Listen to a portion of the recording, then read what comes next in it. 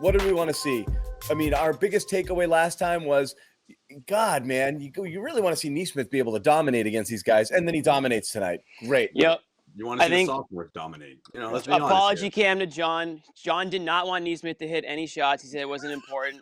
But I think we can all agree that it's a lot better when he hits his shots. 5 for 5 from beyond the arc. Come on, you were cheering, John. I didn't see. That's not the point. Did you tweet about that? John did not want to see any shots go down, so he's fuming tonight.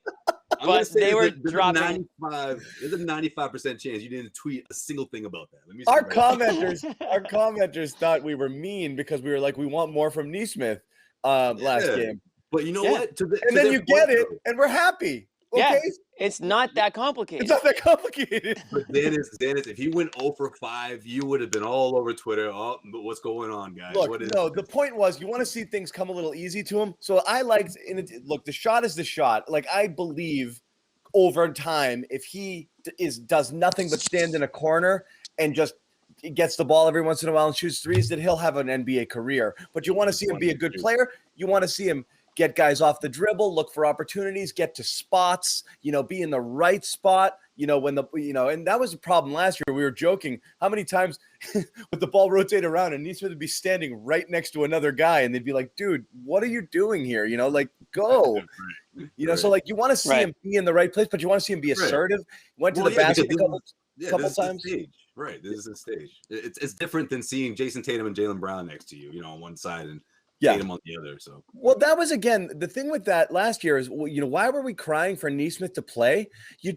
Those games when like Tatum was out or Brown was out and they were down a lineup and then they still wouldn't start him. And like, come on, man, you really wanted to see him against top level NBA talent play 32 minutes in a game and then and have the coach tell him, just go, man. Just pretend you're in college and you're the best player on the team and just act as if.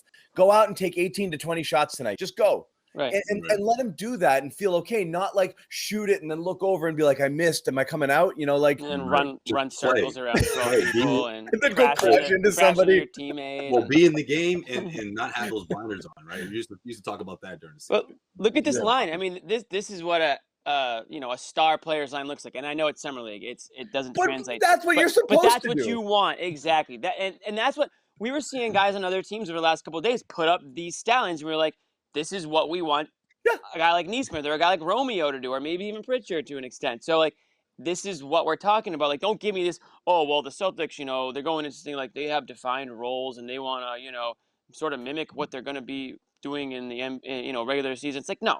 I want these guys to go off on some of these opposing players who have no business, sniffing the NBA. Prove it. Show it that you belong and they don't. And that's the type of performance you got. And it's 7 of 9 from 3. Like, that's the type of player you thought you were getting when you drafted the quote unquote best shooter in the draft last season. So great. We really we had massive FOMO after the Celtics game. You watched every other team play, and it was like this guy goes off for 30 and this guy goes off for 28, and we were like, well, and Bobby, Mr. Positive, on the text chain was like, this guy's so much better than Nesmith already. Right. Yeah, just shaking your head a little bit. Can't wait to hear from him. It's gonna be interesting. Come on, you're gonna post Romeo's dunk again, man. I'm just going backwards in time. Without at least mentioning. You have to mention that dunk. I mean, that was Romeo killed someone. How about that? Literally, there was a murder. He might be going straight to jail. I don't know what the system's like in Las Vegas over there, but he might be going straight to jail after that. And honestly, that was awesome because we said it in the last show. It's like, and even Scal mentioned it on the broadcast. They want to see more effort, more like energy out of Romeo. Yeah, and like him throwing it down like that. I mean, he did something that I haven't seen anything like that from him. Remember, he had a couple blocks last year. He had a couple times, big blocks last year, and you're like, whoa, he got up. Who was it? He two-hand blocked at the rim, really big play. I can't remember exactly who it was, but everyone was like, no clue. Okay, like that's a flat. He extended back on this dunk today. Love our.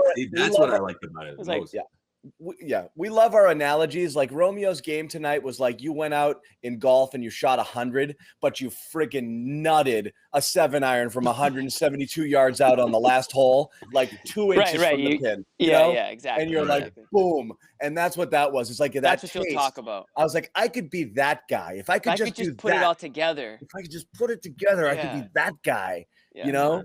And you see it and you're like, oh, that was something. You know, even last game, he dicks around all game and then he just bang, hits 2 threes. And we're like, oh, so Romeo had the game winner, you know? Well, I feel like it was because he wasn't like thinking this time, right? He wasn't overthinking at least, you know? Like I feel like last game we saw some of that hesitation, but then we saw flashes where it was like, okay, it's coming together. And I thought this one, it was just in this game, whether it was, you know, the 5 3-pointers or just the overall in transition, being assertive, you know, being involved on the offense, the way he was, that was the sort of Nesmith that everyone envisioned going into the last season, but it wasn't realistic. He didn't have this last year. He didn't have a summer league or a training camp. So yeah, it's good to see him doing it now. And honestly, that's huge for the confidence. I want the Spanish commentary. If someone could send that to me, please do.